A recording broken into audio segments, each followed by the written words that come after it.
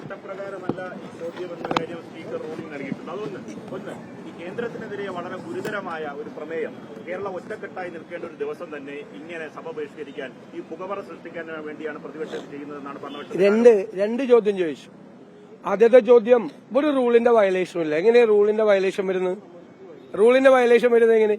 മുഖ്യമന്ത്രിക്കും കുടുംബത്തിനെതിരായിട്ട് ഗുരുതരമായ ഒരു ആരോപണം വന്നിരിക്കുകയും അത് ഞങ്ങളാരും ഉന്നയിച്ച ആരോപണം അല്ലല്ലോ. ഞാൻ പറഞ്ഞ പോലെ സ്റ്റാറ്റ്യൂട്ടറി അതോറിറ്റികൾ ഇൻകം ടാക്സ് ആക്ടിന്റെയും കമ്പനീസ് ആക്ടിന്റെയും കീഴിൽ പ്രവർത്തിക്കുന്ന രണ്ട് സ്റ്റാറ്റ്യൂട്ടറി അതോറിറ്റികളുടെ കൃത്യമായ ഫൈൻഡിംഗ് ആണ്. ആ ഫൈൻഡിങ്ങിന്റെ പുറത്ത് ഒരു വളരെ പ്രധാനപ്പെട്ട മറ്റൊരു സ്റ്റാറ്റ്യൂട്ടറി അതോറിറ്റി അന്വേഷണം നടത്തുകയാണ്. അപ്പൊ അത് ഞങ്ങൾ നിയമസഭയിൽ കൊണ്ടുവന്നില്ലെങ്കിൽ ഞങ്ങളല്ലാതെ പിന്നെ ആരാ കൊണ്ടുവരേണ്ടത്? അവിടെ എവിടെ ഏത് റൂളാണ് വയലേഷൻ? അത് നിയമസഭ ചർച്ച ചെയ്യണ്ടേ? വഴിയിലാണോ തെരുവിലാണോ ചർച്ച ചെയ്യേണ്ടത്? നിയമസഭ കൂടുമ്പോഴാണ് ഈ ഒരു അന്വേഷണം വന്നിരിക്കുന്നത്. മിനിയാന്നാണ് വന്നത് ഈ അന്വേഷണം വന്നത്. അപ്പൊ ആ അന്വേഷണത്തിന്റെ പേപ്പറുകൾ ഇന്നലെയാണ് വന്നത്. ഇന്നലെയാണ് അതിന്റെ പേപ്പറുകളെല്ലാം കിട്ടിയത്. അപ്പൊ ഇന്നല്ലാതെ പിന്നെ എന്നാണ് അവതരിപ്പിക്കുന്നത്? അതുകൊണ്ടാണ് ഇപ്പോ ആ ഗൌരവത്തോടുകൂടി ആ വിഷയം അവതരിപ്പിച്ചത്. പിന്നെ കേന്ദ്രത്തിനെതിരായുള്ള പ്രമേയവും സമരവും ഞങ്ങൾ ഈ CPM-ന്റെ കൂടെ അല്ലെങ്കിൽ ഈ LDF സർക്കാരിന്റെ കൂടെ ഒരുമിച്ച് ഒരു സമരത്തിനും ഇല്ലാന്ന് ഞങ്ങൾ നേരത്തെ പ്രഖ്യാപിച്ചതല്ലേ. മാത്രമല്ല ഞങ്ങളുടെ നെറേറ്റീവ് എന്താണ്? കേന്ദ്രത്തിൽ നിന്ന് കിട്ടാനുള്ള കാര്യത്തിന് വേണ്ടി ഞങ്ങൾ നിലനിൽക്കും. അത് ഡെവല്യൂഷൻ ഓഫ് ടാക്സ് ആണ്, ഫിനാൻസ് കമ്മീഷന്റെ കുറവാണ്. അത് ഞങ്ങളുടെ MP-മാര് വഴി അവിടെ ഉന്നയിച്ചിട്ടുണ്ട്. ഫിനാൻസ് കമ്മീഷൻ കൂടി പരിഗണിക്കേണ്ട കേസാണ്. പിന്നെ എല്ലാം കേന്ദ്ര അവഗണനയാണ് എന്ന് വരുത്തി തീർത്ത് ഈ ഗവൺമെന്റിന്റെ കെടുകാര്യസ്ഥതയും അഴിമതിയും ദൂർത്തും മറച്ചു വെക്കാൻ അവർ ശ്രമിക്കുമ്പോൾ ഞങ്ങൾ അതിന്റെ കൂട്ടത്തിൽ കൂടണമെന്തിനാ? ഞങ്ങളിത് ആദ്യം പോലെ പറയുന്നതാണ്. ഇവിടത്തെ ധനപ്രതിസന്ധിയുടെ പ്രധാന കാരണം കേരള സർക്കാരാണ്. ഞങ്ങൾക്ക് ഒരു സംശയമില്ല. അത് ഞങ്ങളുടെ നിലപാടല്ലേ. ആ നിലപാടാണ് ഞങ്ങളുടെ നിലപാട്.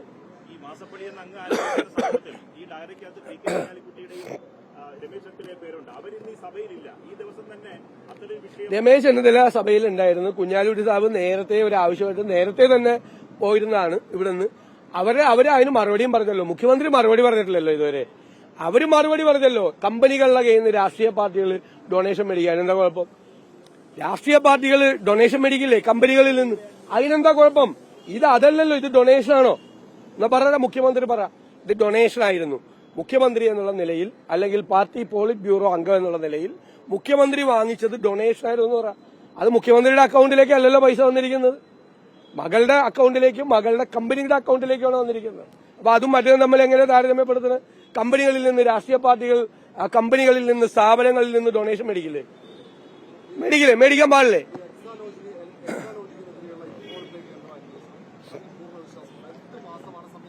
അല്ല, ഞങ്ങൾ നേരത്തെ പറഞ്ഞല്ലേ ഇതെല്ലാം സെറ്റിൽമെന്റിലേക്ക് പോകുമല്ലോ. അവസാന സെറ്റിൽമെന്റിലേക്ക് പോകും. ഇപ്പൊ ഉടൻ തന്നെ ഇതിന്റെ അകത്ത് തീരുമാനം ഉണ്ടാവില്ല. കാരണം 8 മാസത്തേക്ക് ഇത് നീട്ടിക്കൊണ്ടുപോവാണ് ഈ അന്വേഷണം. ഒരു തരത്തിൽ സഹായിക്കുകയാണ്.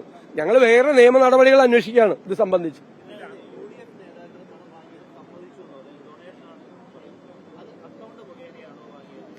അല്ല, അത് പരിശോധിച്ചിട്ട് പറയാം. എങ്ങനെയാണെങ്കിലും പരിശോധിച്ചിട്ട് പറയാം.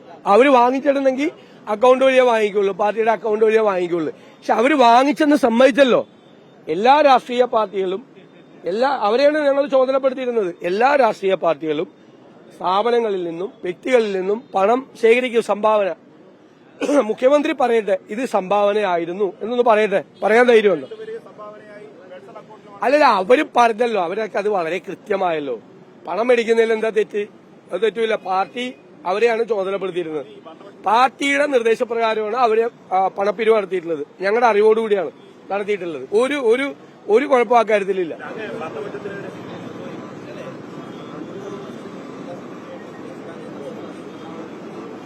അത് ഇയാൾ തന്നെ പറഞ്ഞാൽ മതി. അതിനൊക്കെ മറുപടി ഞാൻ പറഞ്ഞു. അങ്ങക്കെതിരെ സഭയിൽ PV അൻവർ തന്നെ ഗുരുതരമായ 150 കോടിയുടെ വലിയൊരു ആരോപണം ഉന്നയിച്ചു. അങ്ങനെ അത് പരിഹാസത്തോടെ തള്ളിക്കളയാണ് ചെയ്തത്. അതിൽ വ്യക്തമായ മറുപടി പറഞ്ഞു. എന്നിട്ട് ആ മുഖ്യമന്ത്രി ഒരു അക്ഷരം പറഞ്ഞില്ല അതിനെപ്പറ്റി. ധൈര്യമായിട്ട് മുഖ്യമന്ത്രി പറയട്ടെ. മുഖ്യമന്ത്രി പ്രസംഗിച്ചല്ലോ. ആയിക്കോട്ടെ, ഞാൻ പറഞ്ഞല്ലോ കൃത്യമായിട്ട്. ഞാൻ വളരെ എല്ലാവരും കൂടി ഇരുന്ന് ചിരിച്ചല്ലോ. സ്പീക്കറും മന്ത്രിമാരും നിയമസഭാംഗങ്ങളും എല്ലാവരും കൂടി ചിരിച്ചല്ലോ ഇത് കേട്ടിട്ട് ഞാൻ മറുപടി കൃത്യമായിട്ട് പറഞ്ഞു. ഇനി പറയാൻ ആഗ്രഹിക്കുന്നില്ല. അവരെല്ലാവരും കൂടി ചിരിച്ചത് കേട്ടിട്ട് അത് മതി.